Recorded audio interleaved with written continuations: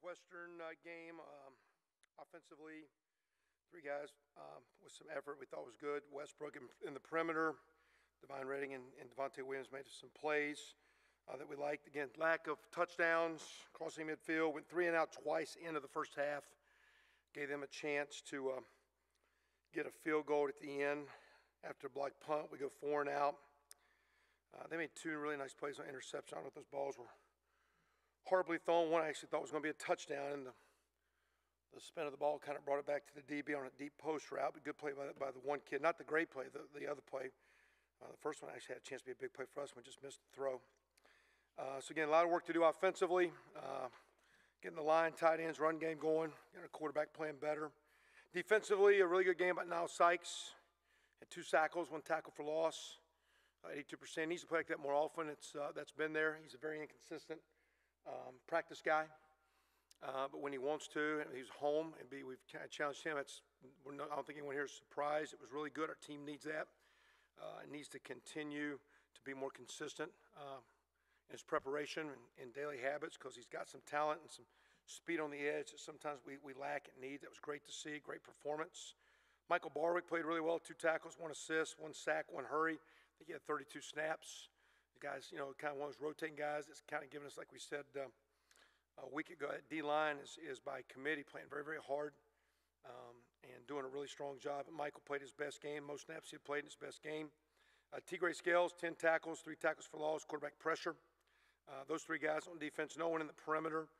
Probably didn't play as well as we had played at corner and safety. Not horrible, but needs to be better. I did have a good show from Damian Willis.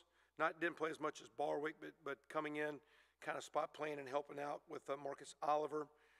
It's good to see him. It was his best showing. We'd like to see him grow with that. Our defense had 11 tackles for loss and 3 sacks, which was good. They only had 5 conversions out of 17 third downs. They had 1 in the second half. One of those, that was actually a reviewable one. Even on the review, I still don't know if he got to the line, but whatever they gave it to him, that was the one they got in the second half. So I really liked the way our defensive guys had the third down stops. They kept us in the game in the second quarter when they had the fake field goal drive and holding them to 3, because that game could have got 35-3 if we're not careful. So the defense really battled, and even though they did some bending right there, I think a part of our problem early, and Northwestern historically had always, each week, not a new wrinkle, but the way they're going to attack you. You watch how they play Michigan State. You watch how they play the weeks before against Nebraska. And you watch the games, Iowa. How do they attack? Like a lot of we do the same thing offensively. Hey, what's your setup and what plays get featured?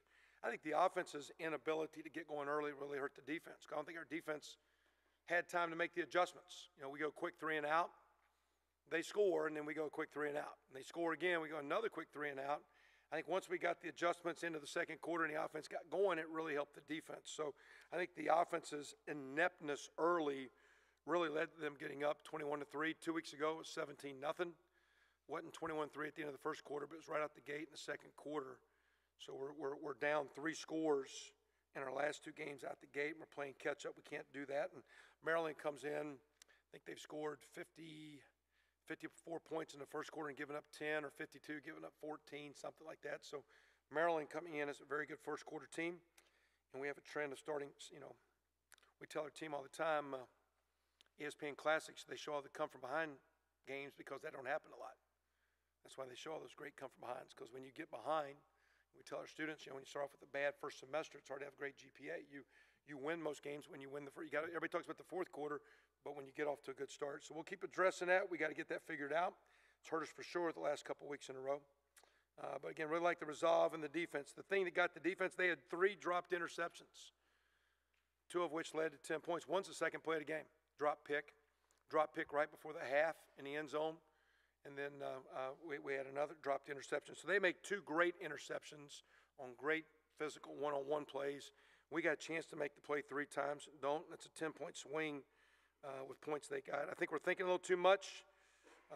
We got to start a little bit faster. We'll move forward with that. Our players of the game,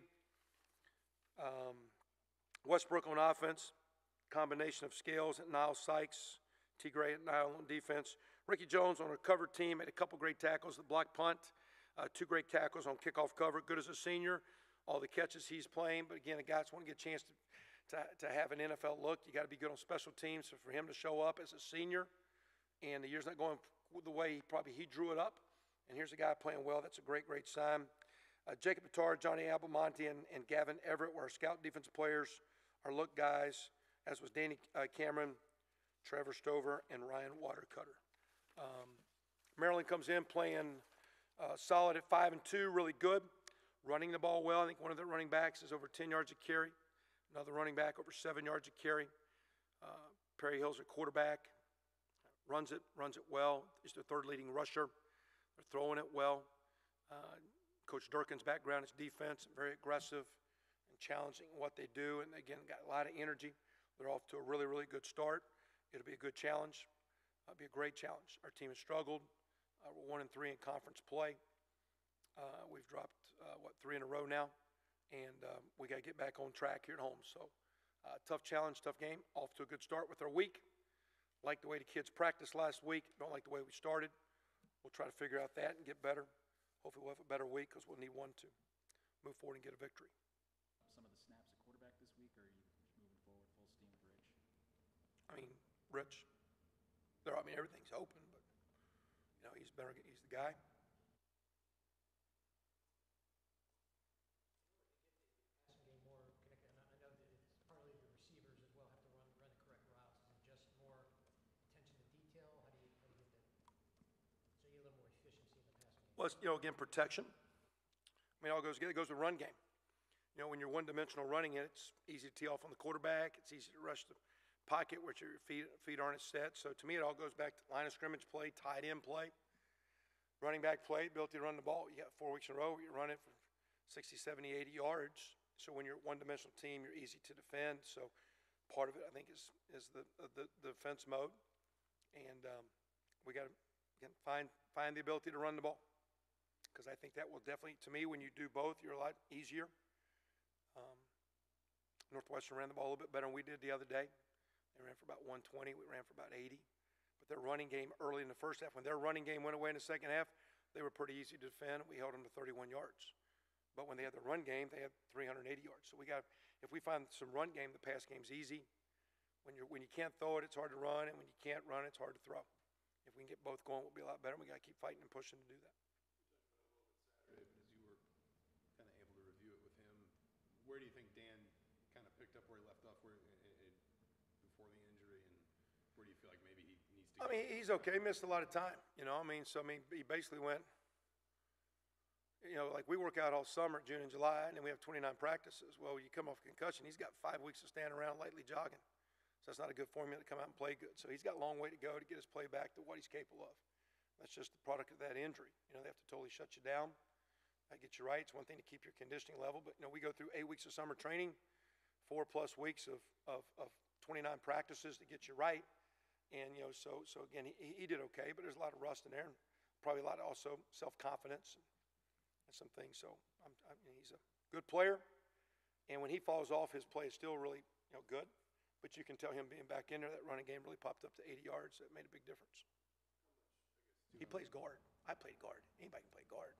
I played guard. If you can't play guard, you're in the band. No disrespect to the band. I was in the band too, so don't get the band guys mad. I played the trumpet and the sousaphone. And I played that so I could get out of elementary 5th grade, and you got 1 hour to go, and you have to listen to the teacher in the 5th grade. So everybody volunteered to band, so you didn't have to sit there and pay attention for social studies. You got an hour out a couple of days a week. How important is it to get him back, as you talk, especially about the young guys? He's playing next to Brandon, who's getting a lot of snaps there at right tackle now. Just having his presence back in the room with a guy like Coy, too. Well, and to me, it's again, when they go through that injury deal, it's almost like, you're like get isolated. Like today, I heard him in our practice we did today, making some comments to the guys that were going on the field about better first steps. And so, again, just his presence back out there. So whether it's physically, because he's standing beside B. Knight in the game, and he's standing up there with Wes, and they're talking as they're playing, which is not an extended conversation, or you're on the sideline and you're going through and you try to settle down and what do you see and what do you think and, blah, blah, blah. But really just to be around in practice. Because, again, the way that injury goes, you really get kind of removed from practice. And it's really hard. You're a team leader in So to me, it's just his presence in the locker room and his presence on the practice field, even more so than game day. He's always been a great practice player, but just getting him back and getting him in the flow. And we had him back the week before he played, kind of practice and not really full going. So we've kind of had him back 2 weeks with the team, and he's back 1 week playing. And he's got a 5-week run where I just think he needs to, for his self-confidence and self-worth, get his play back up. And that comes back to preparation, taking care of your body, having good practices, and playing well. But him being back is really, really good, probably more for practice and locker room than game day, because he has a great presence on our team. You mentioned the slow starts for the offense. What do you think the reasoning is for that? Slow start for defense too now. I mean, again, we had, last week we did some things early. We made an emphasis all week of the right rest, that we were really trying to hit the rack earlier because we knew it'd be on a Saturday. We went a little bit earlier on Friday than normal to get them up going, and for an early kick, we had a very extended, long morning session with them early at the hotel to get them up, get them out, get them awake. So from a preparation standpoint, I don't know what I changed, but from a performance standpoint, whether it be what we're doing play calling, I thought defensively, we got a little rattled. We didn't get a chance. I know I made a comment to coach in the game, you should blitz or do something because whatever's happening here, we're just sitting on our heels. And everybody's like, we're sitting back. We're not aggressive. Everybody over here on the sideline, you coaches are complaining. Calm down and get them going forward. And I think the same thing offensively. What can we do to create some positive momentum of attack? So is that maybe as coaches, you don't realize it, but maybe you've coached enough. There's a little bit too much thinking early. And you got to be careful you don't simplify your plan and you're sitting ducks, and there's tendencies, and they know your runs, and know your blitzes, and know your plays. But at the same time, even though they know it, if you don't know what you're doing, playing is fast. So, again, our practices have been always typically not too bad. Last week I thought was really good. We're off to a good start. As soon as we do it, I guess we do it well. I do like the way the guys have been practicing. I do believe it's going to transfer into winning and playing well. It's one thing, you sit around and you talk about it, you make the problem bigger than it is. But very few teams can dig holes and come out of it. And we got to quit digging ourselves a hole, for sure. There was a hold against Maryland too, and you guys had lost 6 straight, many of those very competitive games. But you lost 6 straight, then you get down 21-3, then you score 48 some straight points. I think. What did that team have that gave them the ability to do that, and can any of that translate to this team? A lot of the same, you got some of those players back. Yeah, again, they made a couple plays early, popped a couple runs, if I recall. And then, we didn't look at that as much. A lot of times you go back and watch last year's game, but with the new coaching staff, it's kind of some different schemes. So it's a little bit more just watching this year's team. So I haven't really studied last year's game. I do think we had a really good drive. I think it was Mitchell made a crossing route on I think it was a 4th down play.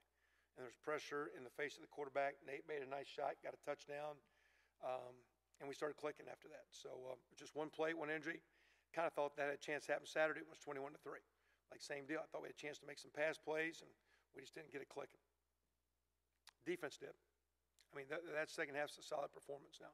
Maybe Northwestern's got the lead, but in this day and age, when you talk about last year's game, 21-3, you look at where we were, against Nebraska and all those games. I don't know in this day and age how many leads are safe. Just the way the game's managed, all the spread offense, all the open field, the ebb and flow of games. You get a little too big for your britches. You quit playing hard. If you'll just keep playing hard, you got a chance. There's a lot of football to be played. And plays in the kicking game. It was obvious this past week in the Big Ten. Plays in the kicking game. There's a lot of plays you can do to stay in games. So that team last year just kept playing. And for the most part, I thought the other day we did. We just can't. We keep. We had 280-ish yards in the second half, holding to 30. We just didn't find the end zone. We just got to find ways to get across the G line and score some touchdowns. Before the game, there was anything off with their energy, and if so, how do you avoid that going forward?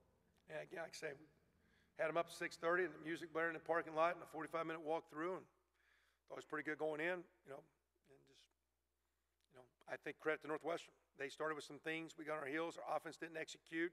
Here they come again on our heels. Offense didn't execute, and it just kind of happened quick. Once we settled down, we were good.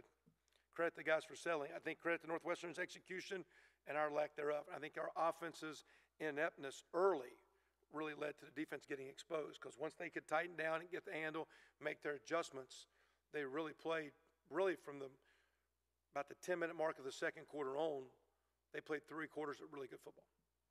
And I think, but then the team started playing a little bit. I think initially they got a little rattled. Offense wasn't good. I think that really hurt our defense. We didn't put them in bad situations. We just didn't give them a chance and not catch their breath. Just really, do you understand what I'm saying? Hey, they're lined up here. We want to tweak, because so much of offense and defense is just subtle tweaks. And Coach Allen said going into the game, hey, the key to this game will be Northwestern has a tendency, like a lot of teams, they're going to show you the flavor of the week. And once we get our ability to adjust, understand, and go play. It took us a little bit longer to get there than we needed. And once we got there, offense still needed to score. We had many, many times to score, and we didn't. From the opening drive in the second half, we're down to 20 on 4th down. We throw a crossing route that gets called for -1 against man coverage, where you're trying to run some people through traffic. We had another 4th down where second and third down, we'd run it, don't get it, 4th down boot. We had several chances to leave points on the board. We go for it on 4th down, don't get it. Try a long field goal, don't get it. So that's why we went for 2 when we were down 12, because how many touchdowns we were going to score. We thought get it to a 1-touchdown game. And instead of going to the last, we know right then we needed either 1 or 2 touchdowns, because you can kick, you kick the extra point there, it's 11 point. So you still got to go for 2 sometime. So our thought was, hey, we're not scoring a lot of touchdowns. Let's go for 2 now, get it to 10. Didn't matter because we didn't score again.